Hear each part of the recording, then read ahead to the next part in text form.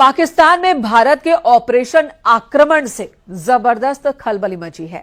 इस वक्त पाकिस्तान में खौफ का आलम है और ऐसी स्थिति है कि पाकिस्तान के जनरल और पाकिस्तान के पूर्व विदेश मंत्री बिलावल भुट्टो के परिवार पाकिस्तान छोड़कर विदेश भाग गए हैं।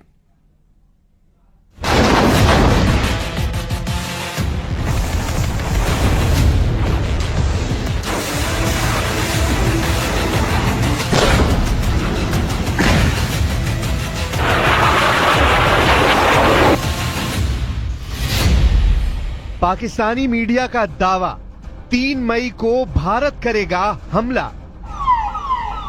पाकिस्तानी सेना और पाकिस्तान में बैठे आतंकियों के आकाओं की शह पर जिस तरह से 22 अप्रैल को पहलगाम में हिंदुस्तानियों का नरसंहार हुआ है, उसने पूरे भारत को जबरदस्त गम और गुस्से से भर दिया है। भारत सरकार और भारतीय सेना पर पूरी दुनिया की निगाह है कि भारत अपने 27 हिंदुस्तानियों की मौत का बदला कैसे लेगा। इधर दूसरी तरफ एलओसी और पीओके में पाकिस्तानी सेना की कई डिवीजन मोर्चा संभालने के लिए निकल पड़ी है, जबकि पाकिस्तान में मौजूद लगभग सभी चैनल अब दावा करने लगे हैं कि भारत इस बार बहुत बड़ा हमला पाकिस्तान पर करने जा रहा है। भारत में पाकिस्तानी दूतावास के उच्चायुक्त रहे अब्दुल बासित ने तो यहां तक बता दिया है कि भारत 1 से 3 मई के बीच पाकिस्तान पर बहुत बड़ा हमला करने वाला है। अब्दुल बासित ने ये नहीं बताया है कि उन्हें भारत के हमले से जुड़ी इतनी पुख्ता जानकारी कहां से मिली। जरा देखिए पाकिस्तान के पूर्व उच्चायुक्त अब्दुल बासित क्या दावा कर रहे हैं। भारत जो है कोई कार्रवाई करता है, जो करेगा वो आज हो, कल हो, हफ्ते के बाद हो। देखिए ना, पुलवामा का वाकया हुआ था 14 फरवरी को। हाँ जी। और बालाकोट का वाकया हुआ था 26 फरवरी को, यानी 12 दिनों के बाद भारत ने वो कार्रवाई की थी। इसी तरह उड़ी का वाकया हुआ था, जहां तक मुझे याद पड़ रहा है 18 या 19 सितंबर को, और भारत ने कार्रवाई जो सो कॉल्ड सर्जिकल स्ट्राइक्स की थी वो की थी 28 सितंबर को। तो भारत का रिकॉर्ड क्लियर है कि 8 से 10 से 12 दिन लेते हैं कोई कार्रवाई करने पे। अगर उसी पैटर्न को रखा जाए तो ये 22 अप्रैल को हुआ, तो आप तवक्को रख सकती हैं कि 21, 2, 1, 2 या कम या 2, इन 3 या मई के पहले हफ्ते में कोई कार्रवाई हो सकती है, या फिर उससे बाद में भी हो सकती है। पाकिस्तानी मीडिया का दावा, टारगेट पर इस्लामाबाद, कराची, रावलपिंडी। इधर दूसरी तरफ भारतीय थल सेना के चीफ उपेंद्र द्विवेदी 15वीं कोर की बैठक जम्मू कश्मीर में कर चुके हैं और ऐसे दावे किए जा रहे हैं कि भारतीय सेना के तीनों अंग ने इस बार ऐसी जंगी तैयारी की है जिसका सामना पाकिस्तानी सेना 3 दिन भी नहीं कर पाएगी। भारतीय सेना की तरफ से जारी की गई तस्वीरें और वीडियो में पाकिस्तान को साफ संकेत दिए गए कि भारत पहलगाम के गुनहगारों को पृथ्वी के आखिरी छोर तक नहीं छोड़ेगा। हम आपको पाकिस्तानी मीडिया में उन गीदड़ भपकी और बचकाने दावों को दिखाते हैं जो साबित करता है कि जब सियार की मौत आती है तो वो शहर की तरफ भागता है। जरा इस वीडियो को देखिए। इसमें पाकिस्तानी चैनल सुनो न्यूज पर पाकिस्तान के रक्षा विशेषज्ञ जफर हिलाली और पाकिस्तान के retired lieutenant general Ghulam Mustafa डींगे मारते हुए भारत पर परमाणु बम से हमला करने की वकालत कर रहे हैं। न्यूक्लियर वेपन्स का टाइम क्या है? आपने अनाउंस कर भी दिया था कि हम हर चीज से लड़ेंगे जो हमारे पास है। आपने मुल्क को कहा था कि घास खाओ, अगर तुम घास खाओगे तो ये वेपन भी हम हासिल कर लेंगे। हमने घास खाया, वेपन हासिल हो गई, तो अब ये वेपन्स हमें इस्तेमाल करने के लिए तैयार होना चाहिए। क्या इंडिया ये मानेगा? देखिए, एक ही तरीका है इंडिया को हराना। वो क्या तरीका है? बात कर रहे हैं आपने हिलाली साहब बड़ा अच्छा कंपैरिजन किया कि कन्वेंशनल जो वॉरफेयर है उसमें तो उनकी अददी बर्तरी है, उनके पास मैन पावर की बर्तरी है। तो आप कह रहे हैं कि नॉन कन्वेंशनल और जो आपका सबसे इंपॉर्टेंट टूल है दैट इज न्यूक्लियर टूल, आप कह रहे हैं वो बाकी रह गया है, उसके अलावा बाकी ऑप्शंस में हम शायद उनको बीट ना कर सकें, ये कह रहे हैं आप? यस, और कोई ऑप्शन हमारा है ही नहीं, ओनली न्यूक्लियर ऑप्शन। और हमारे पास 160 न्यूक्लियर वॉरहेड्स हैं। एक ही तरीका है हिंदुस्तान को जीतने से रोकना।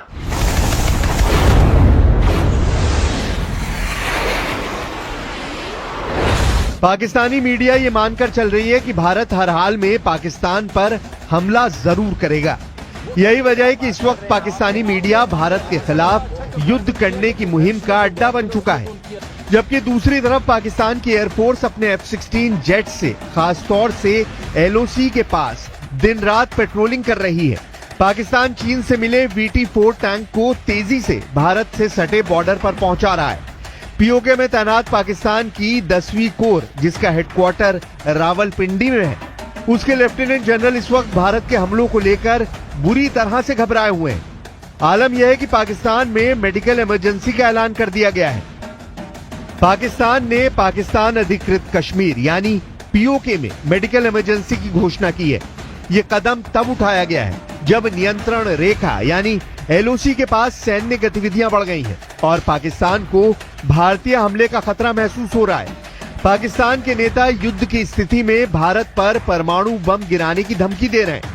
पाकिस्तान में लीपा और झेलम घाटी के स्वास्थ्य निदेशालय द्वारा जारी इस आदेश में कहा गया है कि सभी अस्पतालों और चिकित्सा केंद्रों में ड्यूटी पर तैनात कर्मियों को किसी भी अप्रिय घटना से निपटने के लिए पूरी तरह तैयार रहना होगा। इसके अलावा किसी भी कर्मचारी को छुट्टी या स्थानांतरण की अनुमति नहीं दी जाएगी और सरकारी वाहनों का निजी उपयोग भी प्रतिबंधित कर दिया गया है। भारत के chief of defence staff lieutenant general Anil Chauhan रक्षा मंत्री राजनाथ सिंह से मिलकर बॉर्डर के हालात और तैयारी के बारे में ब्यौरा दे चुके हैं। भारतीय सेना के अर्जुन टैंक ने राजस्थान से सटे पाकिस्तान के बॉर्डर के पास मोर्चा संभाल लिया है। अरब सागर में ब्रह्मोस मिसाइल का जलवा देखकर पाकिस्तानी जनरलों की पतलूनें गीली होने लगी हैं, जबकि LOC पर भारत ने जिस तरह से 600 गोलियों का जवाब 1300 गोलियों से दिया है, उससे पाकिस्तानी सेना भारतीय सेना के प्रचंड इरादों को भांप चुकी है। पाकिस्तानी मीडिया में जाना पहचाना नाम नजम सेठी, जो पाकिस्तान के पंजाब प्रांत के पूर्व मुख्यमंत्री रह चुके हैं, वो भी ये मानने को मजबूर हुए कि भारत के साथ अगर पाकिस्तान का युद्ध लंबा चलेगा तो पाकिस्तान को परमाणु बम का इस्तेमाल करना पड़ सकता है। पाकिस्तानी पत्रकार से नजम सेठी ने देखिए क्या कहा है। नजम सेठी ने धमकी भरे अंदाज में कहा कि भारत के एक्शन पर रिएक्शन पाकिस्तान जरूर करेगा। नजम सेठी ने गीदड़ धमकी देते हुए कहा है कि पाकिस्तान भारत पर परमाणु बम गिरा सकता है। नजम सेठी ने कहा कि अगर भारत पाकिस्तान के बीच युद्ध कुछ दिन चलता है तो भारत पाकिस्तान पर हावी नहीं हो सकता है, लेकिन अगर युद्ध लंबा चलता रहा तो पाकिस्तान भारत के सामने टिक नहीं पाएगा। फिर ऐसे में पाकिस्तान परमाणु बम गिरा सकता है। भारत तो वैसे भी डरा हुआ है, उसको पता है कि हम पागल हैं, कहीं कुछ कर ही ना दें। हम युद्ध से डरते नहीं हैं। एक हाथ में भीख का कटोरा और दूसरे हाथ में बम का कटोरा लिए पाकिस्तान भारत को जंगी धमकियां दे रहा है। पाकिस्तानी सेना के चीफ आसिम मुनीर ने एक बार फिर से जिहादी और आतंकियों की तरह हिंदू और हिंदुस्तान के खिलाफ जहर उगला है। जनरल आसिम मुनीर ने हिंदुओं के खिलाफ एक बार फिर से 26 अप्रैल को पाकिस्तान के खैबर पख्तूनवा प्रांत में ऐसा घिनौना जिहादी बयान दिया है जिसने भारत को और ज्यादा गुस्सा दिला दिया है। पाकिस्तानी सेना के चीफ आसिम मुनीर खैबर पख्तूनवा प्रांत के काकुल इलाके में पाकिस्तानी सैन्य अकादमी यानी PMA में कैडेट की पासिंग आउट परेड को संबोधित कर रहे थे। उस दौरान पाकिस्तान के नए फौजियों को संबोधित करते हुए उन्होंने कहा कि 2 नेशन थ्योरी इस बुनियादी मान्यता पर आधारित थी कि मुसलमान और हिंदू 2 अलग अलग राष्ट्र हैं, एक नहीं है। हम मुसलमान कभी भी हिंदुओं के साथ नहीं रह सकते हैं। हिंदुओं पर भड़कते हुए मुनीर ने कहा, मुसलमान जीवन के सभी पहलुओं, धर्म, रीति रिवाज, परंपरा और सोच में हिंदुओं से अलग है।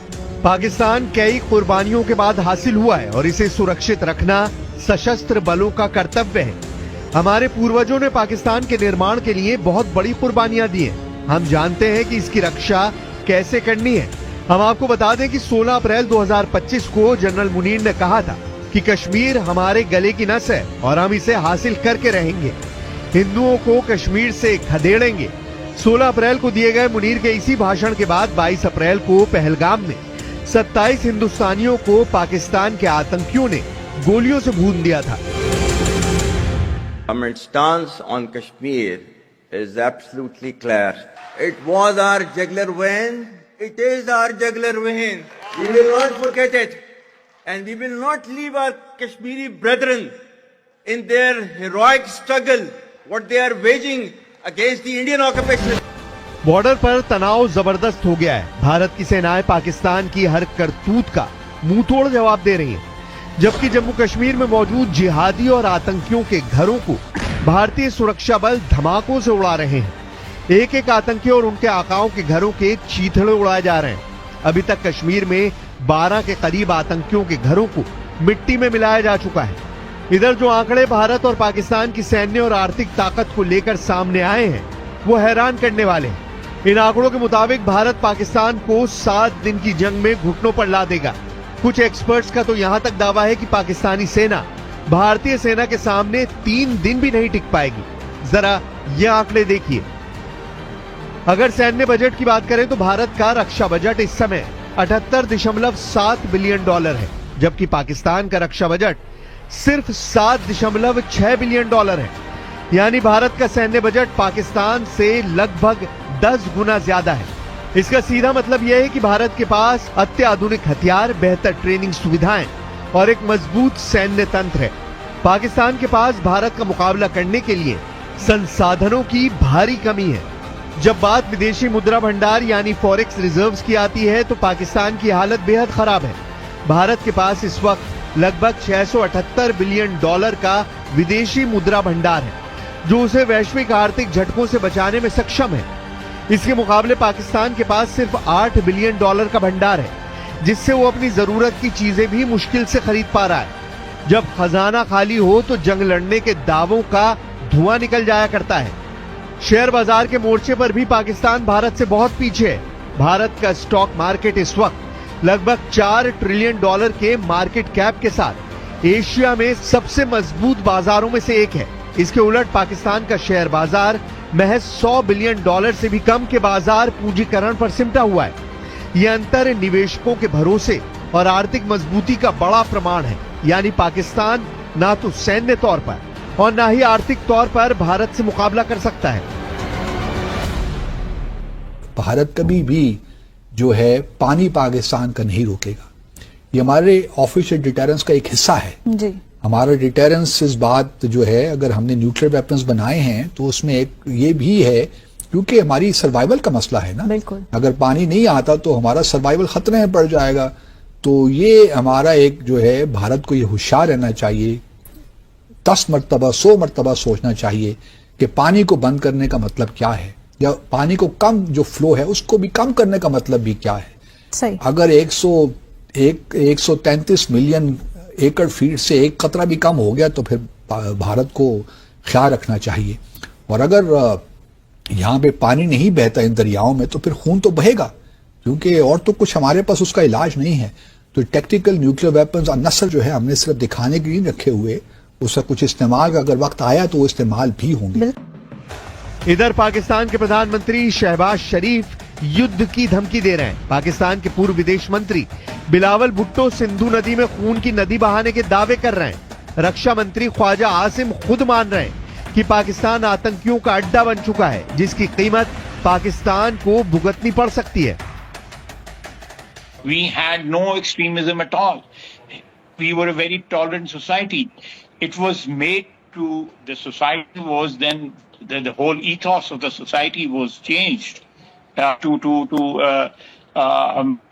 to support the jihad, and this was jihad which was invented by the West. It was not a jihad, it was a power struggle between two superpowers. कुल मिलाकर तबाह पाकिस्तान अगर भारत से जंग करना चाहता है तो यकीन मानिए इस बार पाकिस्तान दुनिया के नक्शे से जरूर मिट जाएगा।